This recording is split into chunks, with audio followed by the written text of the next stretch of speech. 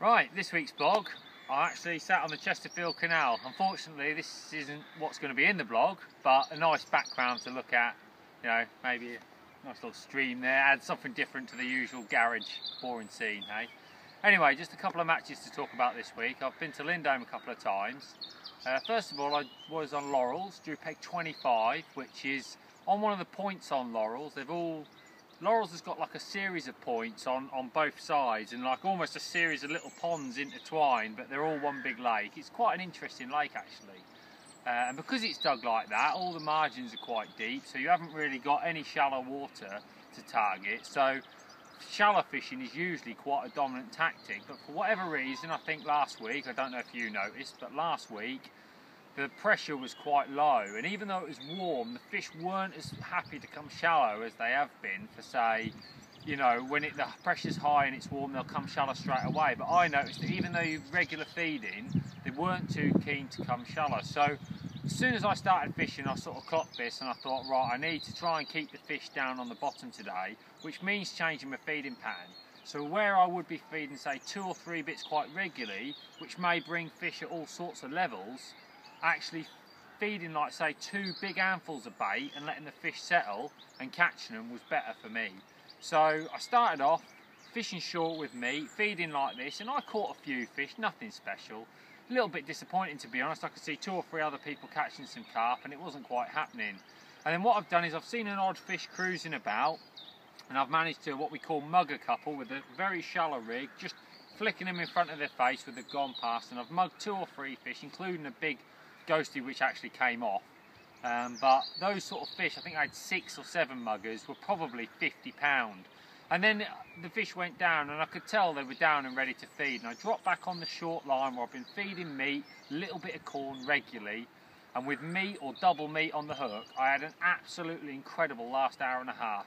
And when you know the fish are there, it's really important to up things, really step it up. So I went from 10 oller to 12 oller, I went to a 16 PR36, which meant I could really clatter them, really get them in quick, get the rig down quick with a heavy rig.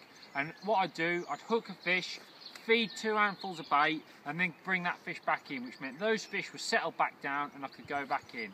And I went from probably weighing nothing or very little to 148 pound, which won the match, which I was really, really pleased about. Les Marshall did really well. He had 131 pound and came second. He caught some carp early and they just deserted him a little bit. So it fished well and I was pleased to win the match. The next match was at Lindholme. That was moved on to Bonsai and drew 74. Now 74 is quite an interesting peg because it's got a sort of a shallow muddy bank to fish towards, and all year the fish haven't really shown there, but the last week, as you know, low pressure but very warm, all the fish started to move into the shallower water. They wanted to feed on the bottom but into the shallower water, and I knew they were going to be there, and they were. And I caught really well. I had a fantastic start to the match. When you get situations like that, you know it's going to be a big weight. I didn't try to do anything fancy. I didn't try to fish short or here or there.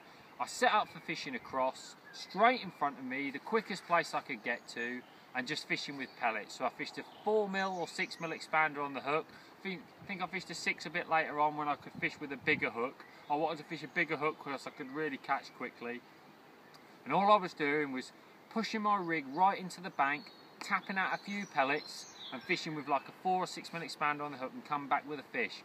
First 2 hours were incredible. I had 40 carp across. They're only small, did have one about 9 pound, but generally they're about 2-3 pound. But 40 carp are probably 90 pound in 2 hours across. A fantastic start.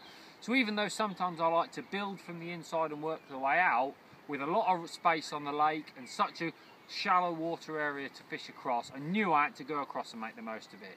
So that's what I've done. Then in the middle, went a bit iffy. I know Alan Scotland was catching fantastically well short on meat further down. He had a bit of a ripple on the water and it wasn't quite working as well for me where I was. In fact, I couldn't catch at all short. I kept feeding some meat there, but they weren't there. So I just persevered across. I heard that the lake was fishing well, but I was on for a good weight still. And in the last hour they came back and I thought, if I've got any chance of beating Alan, I'm going to need to really step it up. And I did again. I changed from 10 oller to 12 oller, a bigger hook, the bigger pellet, bigger rig, and everything was a lot quicker. And I didn't mess about at all. You catch a fish, get it in the net, get out and catch another one. And I think I put another 25 fish in that net to finish with 85 fish over the 5-hour match. They weighed 178 pounds, which is usually enough to win at Lindholm, unless you've got Alan Scott on fishing at the moment, who seems to be on fire, and he's had 211 pounds and won the match. I was second in the match, so a first and a second, a good week for me, but that man has caught 200 pounds, I just couldn't compete with that on that day. So, a good week, I would say. Looking at the coming week, again there's another low pressure ridge coming in, a little bit of high pressure. Keep an eye on that when you're watching the weather. If it's looking like there's a high pressure area coming in, the fish will come shallow. Without a shadow of a doubt, they are itching to come shallow. So if there's some high pressure, be thinking about that in your match. If it's low pressure, just be thinking about what I was saying. Keeping fish down on the bottom, maybe feeding a little bit differently to keep those fish down. Think about that this week, and I'll speak to you after the weekend.